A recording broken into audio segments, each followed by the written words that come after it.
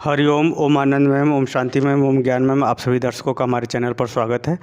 आज हम लोग बीएड फर्स्ट सेमेस्टर के अंतर्गत अध्यापक मध्यस्थता के रूप में कैसी भूमिका अदा करता है। मध्यस्थता का तात्पर्य आप सामान्य भाषा में समझिए। जैसे दो पक्षों में विवाद होता है तो उसमें मध्यस्थता कौन करता है? या तो समाज के लोग करते हैं, या तो जज करता है, या अन्य जो लोग भी हों प्रभावशाली पुरुष वो लोग करते हैं। मध्यस्थता का मतलब होता है एक प्रकार की न्याय की भूमिका में, यानी अध्यापक एक न्याय की भूमिका में किस प्रकार काम करता है उसके विषय में हम लोग अध्ययन करेंगे। यदि हम साधारण शब्द में देखें, साधारण गतिविधियों में देखें, तो अध्यापक जो है एक प्रकार से मूल्यांकन की जो गतिविधियां हैं, जो अध्यापक की जो मूल्यांकन की या निर्धारण की जो गतिविधियां हैं, वे सभी गतिविधियां मध्यस्थता के रूप में ही होती हैं। उन्हीं को हम लोग विशेष रूप से शिक्षण अधिगम व्यवस्था के अंतर्गत अध्यापक के दायित्वों के अंतर्गत हम लोग अध्ययन करेंगे। मुझे उम्मीद है कि आप समझ गए होंगे मध्यस्थता का अर्थ।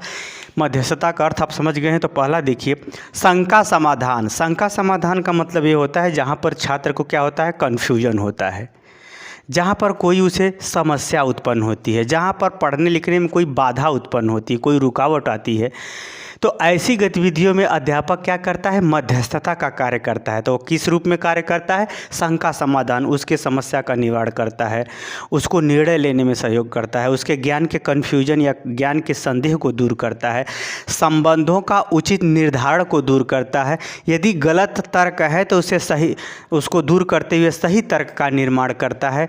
सही धारणा, सही अवधारणा, सही स्वरूप किसी चीज़ का धारण करने के संदर्भ में भी वह क्या करता है, मध्यस्थता करता है, यानी निर्णय लेते हुए उसको व्यवस्थित रूप से अधिगम कराने पर बल देता है। ये हुआ शंका समाधान। दूसरा देखा जाए तो समायोजन। समायोजन का ये तात्पर्य होता है विषय और विद्यार्थी के बीच में उचित संबंध, उचित व्यवहार हो, या विद्यार्थी के बीच में, शिक्षक और विद्यार्थी के बीच में, विद्यार्थी और समाज के बीच में, विद्यार्थी और मित्र मंडली के बीच में, विद्यार्थी और उसके संस्कार के बीच में, विद्यार्थी और उसके द्वारा अधिगम प्रक्रिया के बीच में।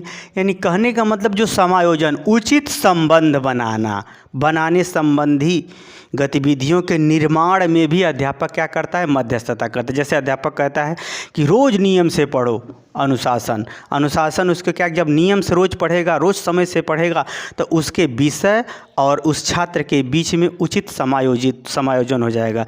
उचित समायोजन से उसको जो है अच्छा ज्ञान प्राप्त होगा, क्योंकि स्वाध्याय से, स्वयं के अध्ययन से ज्ञान स्वतः भी बढ़ता है। तो कहने का मतलब यह है कि जो समायोजन है प्रकृति के बीच में, व्यक्ति के बीच में, छात्र और ज्ञान के बीच में, छात्र और व्यवहार के बीच में, छात्र और अध्यापक के बीच में उचित ढंग से हो, इस गतिविधि का या इस व्यवहार का निर्धारण में भी अध्यापक क्या करता है, मध्यस्थता का कार्य करता है, मीडिएटर का कार्य करता है। तीसरा अगर देखें, प्रामाणिकता का यहाँ तात्पर्य है कि क्या प्रमाण कि आपको आ गया, आपको अधिगम हुआ कि नहीं, आपका नंबर कितना मिला, आप किस स्तर के छात्र हैं, किस विषय के लिए आप सबसे उपयुक्त हैं, कौन सा कार्य आप आसानी से कर सकते हैं, इत्यादि समस्त गतिविधियों का प्रमाण भी निर्धारण करने में, सबूत देने में कौन सा कार्य करता है, अध्यापक कार्य करता है। मूल्यांकन वाला कार्य करता है, टेस्ट भी लेता है। तो ये सब क्या है, प्रमाण है ना कि आप किस स्तर के छात्र हैं, अधिगम हुआ है कि नहीं। तो जो प्रामाणिक रूप से छात्र का मूल्यांकन करने के लिए, परीक्षण करने के लिए, विषय के अकॉर्डिंग उसकी योग्यता निर्धारित करने के लिए, और समाज में या व्यापक स्तर पर जो परीक्षा ली गई है उसमें उसका स्थान निर्धारित करने में, किसी चीज़ में या प्रवेश परीक्षा में योग्यता, क्षमता इत्यादि को मापने के लिए भी अध्यापक क्या करता है, विभिन्न प्रकार की परीक्षा लेता है, जिस परीक्षा के माध्यम से वह क्या करता है, प्रमाणित करता है, प्रमाण देता है। तो प्रामाणिकता को निर्धारित करने में योग्यता और अयोग्यता के बीच, अधिगम और न अधिगम होने के बीच जो गतिविधियां हैं उसका निर्धारण कौन करता है, अध्यापक करता है। यानी प्रामाणिक रूप से सिद्ध करने के लिए भी अध्यापक क्या करता है, मध्यस्थता का काम करता है। अगला है सीखने का प्रभाव। सीखने के प्रभाव में भी अध्यापक क्या करता है, मध्यस्थता। जैसे हमने आपको पढ़ा दिया, बहुत टीचर ने आपको पढ़ा दिया, लेकिन जो अध्यापक भावनात्मक और व्यवहारिक दोनों गतिविधियों से उसको विश्वास जितना दिलाने में सफल होगा, उस छात्र को उतना ही अधिगम प्रभावशाली होगा, उतना ही दिन तक होगा। कहने का हमारा ये तात्पर्य है कि जब ज्ञान के साथ संवेग मिलते हैं, ज्ञान के साथ जब संवेग मिलते हैं तब व्यवहार, तब क्रिया होती है। B.S. ब्लूम ने तो यही सिद्ध किया था, ज्ञान अलग चीज़ है, भावना अलग चीज़ है, जिसकी वजह से आदमी क्या करता है, क्रिया। किसी ज्ञान की सफलता तब है जब वो क्रिया में पूरी तरह परिणित हो जाए। तो उसी तरह से जो मध्यस्थता है, किसी ज्ञान के लिए विश्वास दिलाने के लिए या ज्ञान को व्यवहार में उतारने के लिए, वह अध्यापक का जो है संवेग है, वह अध्यापक का क्या है, संवेग है, उसका हाव भाव, उसका भावात्मक परिस्थिति है। तो कहने का मतलब ये है, कोई सीखी हुई चीज़ कितना आपके जीवन में प्रभावशाली होगी, वो अध्यापक द्वारा संवेगों पर निर्भर करता है, उसके परिस्थिति पर, उसके हाव भाव, उसके व्यक्तित्व पर निर्भर करता है। तो ये जो संवेगात्मक स्थिति है, यह भी क्या करती है, मीडिएटर का काम करती है।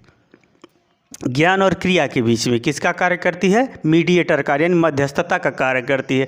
कोई ज्ञान कितना प्रभावशाली होगा, यह शिक्षक के संवेगात्मक गतिविधियों पर निर्भर करती है, विश्वास दिलाने की गतिविधियों पर, हाव भाव और उसके पढ़ाने की गतिविधियों पर निर्भर करती है। इसलिए सीखने के प्रभाव में भी अध्यापक क्या करता है, मध्यस्थता करता है। अगला है शोध पत्र। जैसे आप कोई रिसर्च स्कॉलर, जब वो रिसर्च करता है, जब किसी चीज़ की खोज करता है अपने टॉपिक के अकॉर्डिंग, तो वहाँ पर शोध पत्र तैयार करने में या शोध पत्र का प्रारूप तैयार करने में, वैसा प्रोजेक्ट कार्य कराने में, वैसा जो है व्यवहार में उसको हर तरह के पहलुओं से सीखने, समझने, जानने, पहचानने के लिए भी अध्यापक क्या करता है, मध्यस्थता का कार्य करता है। करता तो सब छात्र है, लेकिन किसके गाइडलाइन में, किसके निर्देशन में, अपने जो उसके विश्वविद्यालयों द्वारा जो प्राप्त है गाइड देने वाले अध्यापक, उनके मध्यस्थता में ही वह सारा कार्य संपादित करता है। तो इस प्रकार से अगर हम कहें, शोध पत्र को जो है तैयार करने में, शोध पत्र संबंधित समस्त गतिविधियों को विद्यार्थी द्वारा स्वयं सीखने और अनुभूति करने और उसका प्रमाण आधारभूत तरीके से तैयार करने में भी अध्यापक क्या करता है, मध्यस्थता का कार्य करता है, मीडिएटर का कार्य करता है। जैसे हम कोई प्रोजेक्ट का कार्य करें, सही है तो सही है, इसको लिख लो, गलत है तो इसको सुधार करो, यहाँ पर फॉल्ट था, ये कमी थी, वो सब बता करके जो शोध पत्र तैयार किए जाते हैं। अगला है प्रारंभिक प्रबंधन। प्रबंधन का मतलब होता है किसी कार्य के प्रारंभ से लेकर उसके संपादन तक समस्त गतिविधियों का सुव्यवस्थित क्रम ढंग से संपादित करते हुए उद्देश्य के अनुरूप सफलता प्राप्त करना क्या कहलाता है, प्रबंधन कहलाता है। उद्देश्य के अनुरूप सफलता प्राप्त कराना क्या कहलाता है, प्रबंधन कहलाता है। तो अगर देखा जाए तो जब आदमी, जैसे कोई बालक है या विद्यार्थी है, तो प्रबंधन की जो कला जो है, वह भले ही अध्यापक उसे सिखा देता है, लेकिन प्रयोग में जब वो आता है तो अध्यापक को प्रारंभिक स्टेज में उसके संग क्या होता है, मीडिएटर का कार्य करना पड़ता है, पूरी तरह से डायरेक्टर का काम करना पड़ता है, निर्देशन और उसके हर पहलुओं को ध्यान में रखते हुए उसे अध्यापक को क्या करना होता है, कार्य करना पड़ता है। यानी प्रारंभिक अवस्था में प्रबंधन संबंधित समस्त गतिविधियों को प्रयोग में उतारने एवं उसका सही मूल्यांकन करने संबंधी गतिविधियों पर भी अध्यापक क्या करता है, मध्यस्थता का कार्य करता है। जब उसका विद्यार्थी प्रयोग करते करते जब कुशल हो जाता है, तब उसकी मध्यस्थता खत्म हो जाती है। लेकिन प्रबंधन के प्रारंभिक स्वरूप में अध्यापक क्या करता है, मध्यस्थता का कार्य करता है, ताकि उसका प्रबंधन सही दिशा में हो, सही उपयोग हो, अनावश्यक या फिजूल खर्च न हो और उसका परिणाम उद्देश्य के अनुरूप ज़्यादा से ज़्यादा प्राप्त हो। इसके लिए जो है प्रारंभ में अध्यापक मध्यस्थता का कार्य करता है प्रबंधन संबंधी गतिविधियों में। तो अब मुझे उम्मीद है कि आप जो है समझ गए होंगे, शंका समाधान में, समायोजन में, प्रामाणिकता में, सीखने का प्रभाव में, शोध पत्र और प्रारंभिक प्रबंधन संबंधी गतिविधियों में अध्यापक किस प्रकार मध्यस्थता का कार्य करता है। समझ में आ गया हो तो कमेंट बॉक्स में ज़रूर बताइए। साथ ही मेरे चैनल को लाइक शेयर सब्सक्राइब भी कीजिए। हरिओम।